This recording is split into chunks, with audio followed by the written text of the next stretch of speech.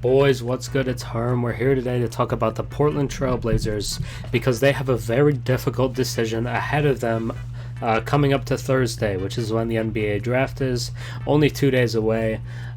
It's going to be tough, and it hasn't really gotten easier, and I think they're being torn in two directions, which is whether to trade the pick for a star, and we kind of know who that star might be right now, or to keep the pick and take the great player that they should take at number 3. But before we get into it, when we're going to talk about a lot, we're going to talk about both sides, the guys they could target, what the trade for number 3 might look like, and what it might look like keeping the pick, and what are the motivations for both sides. But before we do, think about subscribing. It's free, it's easy, and if you don't like the content, just unsubscribe later, that's fine. Thank you for 8,000 subs. We just hit it, I believe, today, so that's awesome.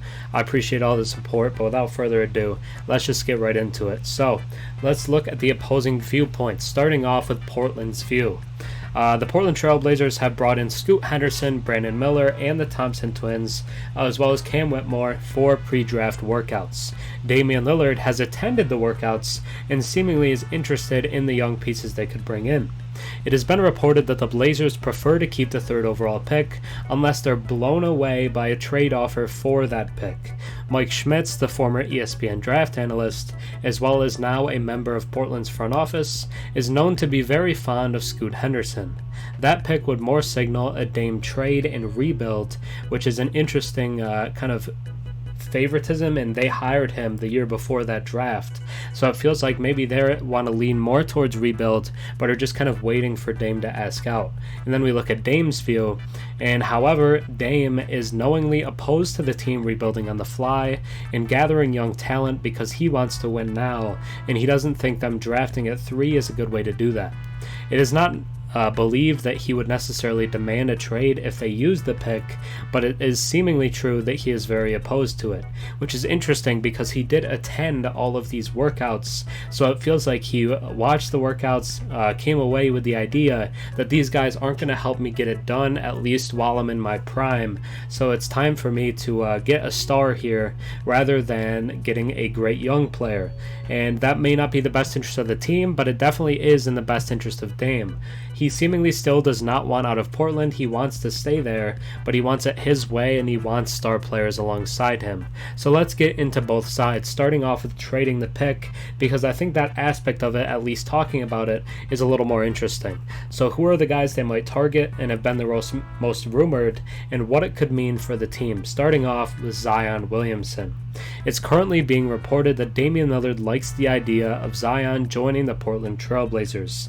It's been reported by a couple outlets, as well as Dame has liked recent posts on Twitter suggesting that he should get Zion to his team.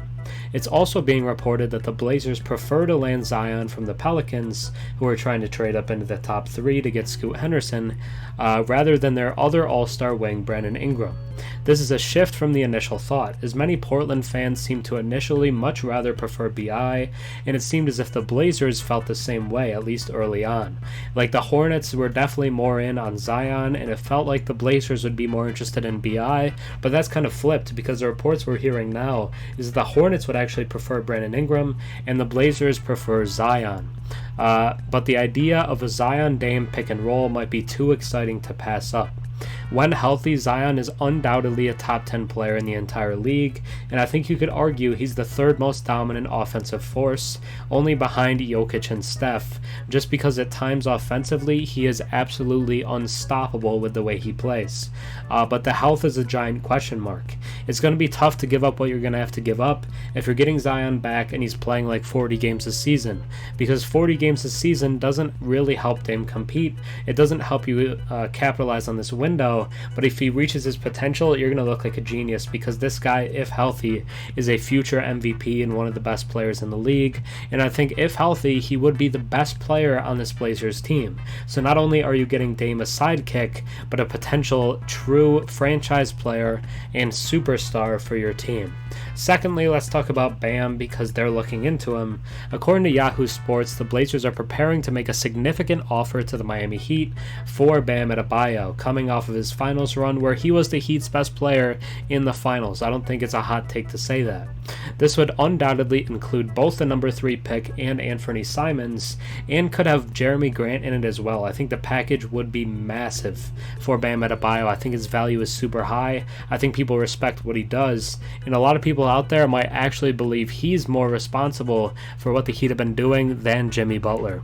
Bam is arguably the best defensive player in the entire NBA and completely changes the defense, which Portland needs, while being a good offensive player. Easily all-NBA caliber player. However, I don't think the Heat would even consider trading Bam, even if Damian Lillard was included in return. Their team could legitimately fall apart without him. If you take Bam off the Heat and his defense, it kind of feels like they're just a completely different team and a much, much worse one.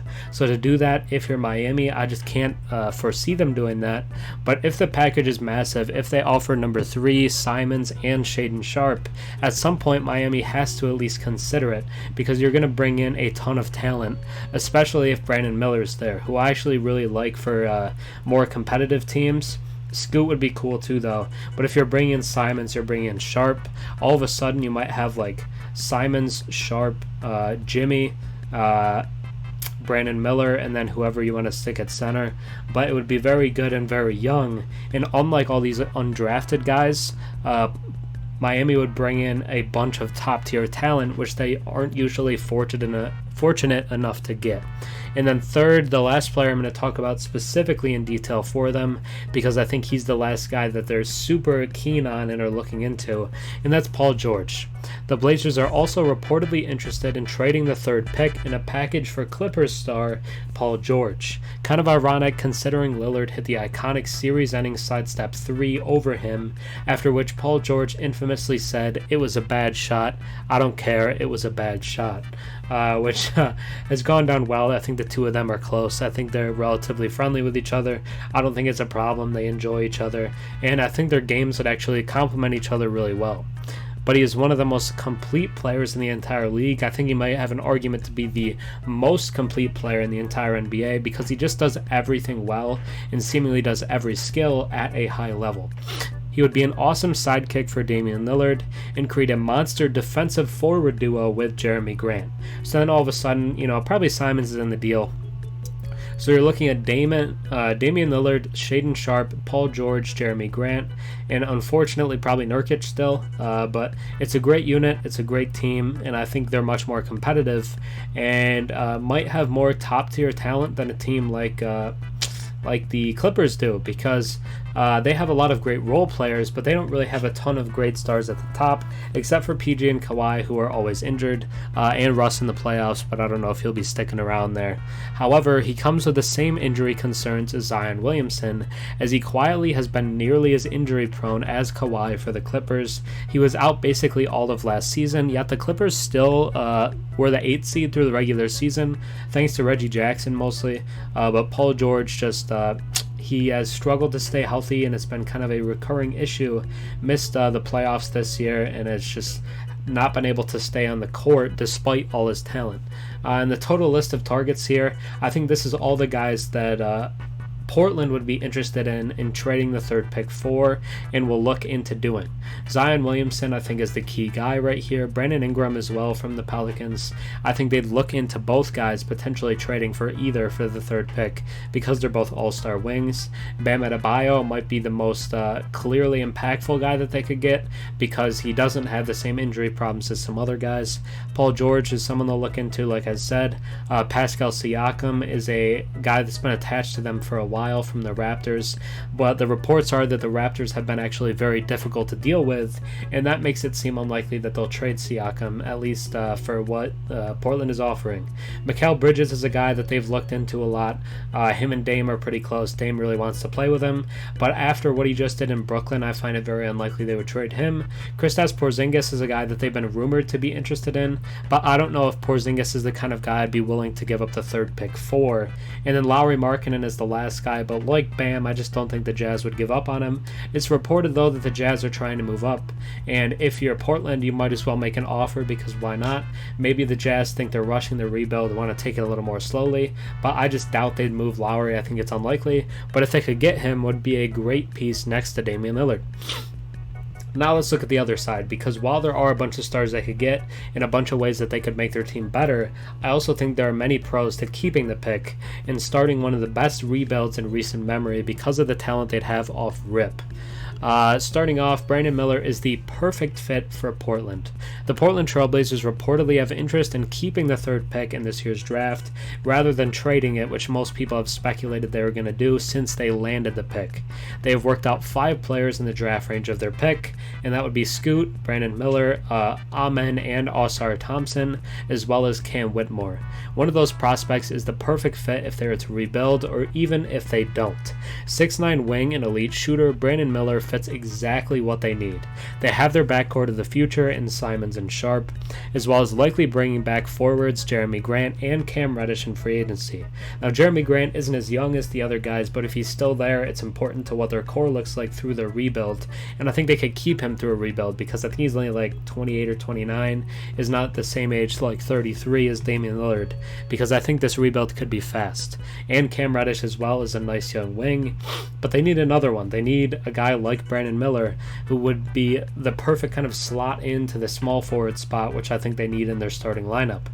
But they need a great wing to add to the young guys, like I was saying, and an elite defender and shooter who's gotten comparisons to Paul George is everything they could ask for. I think even if they don't trade Dame, I think it's a good fit, because even if they don't, they still need a small forward. They need one of the forward spots. Started Nasir Little some games, Cam Reddish some games. I think Matisse Thybulle started a little for them as well. But Brandon Miller might be an upgrade from all of those guys in year one. I think that's actually pretty likely. I think he's probably a 15 point per game scorer from day one, and is a guy who within a couple seasons could be an all-star and has the potential to be just as good as someone like Paul George without the injury concerns, as well as not having to give up him in the deal, or someone like Anthony Simons, who let's touch on now. Giving up Anthony Simons alongside the third pick would be a mistake. The Blazers already have a budding star in 24-year-old guard Anthony Simons, but it keeps being said that they are going to trade for a star. They already have one. At least one that's emerging, and he's only 24. So why would you trade him for a star alongside a super valuable pick like number 3? He averaged over 20 points per game last season, and it was almost 30 per game without Dame playing. So the upside is clearly there. He's also one of the best three-point shooters in the league, and it's with high volume and difficulty. They're not easy shots. He's taking deep shots like Dame, and that's why he's been called a Dame Lillard Light or Dame 2.0, and is on a very cheap contract compared to his performance. I think it's like a 4-year 100 or something like that, so only $25 million compared to a lot of guys that are similar to his performance getting about 40. It's a really good deal. He's a great young guard and seems like a guy who's primed to make an all-star appearance within the next 2 or 3 seasons. So trading him alongside a guy like Scoot or Brandon Miller feels like a very egregious price to give up for any player you'd bring back, and there's a good chance the player you bring back might not offer the same level of production as Simons and the pick that you're getting. But let's just end it off by saying it won't be an easy decision. Either way that Portland goes, there will be those in favor and those opposed to the deal. Both choices should honestly come with massive excitement, because bringing in a proven star with a trade or a top 3 pick with the draft will completely change the team's outlook anyway, but not just next season, but for years beyond. So whatever they do, this team in a week from now is going to look completely different future-wise than it did at the end of this season, and the future will be much brighter whichever way they go. There are pros and cons to either decision. If they can legitimately get Zion, Bam, or Paul George, I would trade the pick, but otherwise I would likely prefer adding Miller as well as keeping Simons to the already impressive young talent that they have. Like, people talk about stacked young teams talent-wise, but they don't talk about Portland, but they should, because if they decide to rebuild, they have Simons, they have Sharp, they have Cam Reddish, they would have one of Brandon Miller or Scoot Henderson. They have a guy in Skylar Mays, I believe his name is, who was a great young point guard for them down the stretch of last season. excuse me, as well as getting back whatever they got for Dame, which would also likely be a young star and many picks. So they would be stacked with young talent no matter what they do if they were to rebuild, and that would immediately put them as one of the most talented rebuilding teams in the entire league, if not the most talented, with the brightest futures. So there's a lot to kind of look over here, and I know that you have to be loyal to Dame because of everything he's done to you, everything he's meant to the franchise, but a rebuild might not be a bad look. But if they can really get one of those top 3-star guys I talked about in the video, I think you do it and you pull the trigger, because those guys really give you a chance to be competitive, to compete for the finals.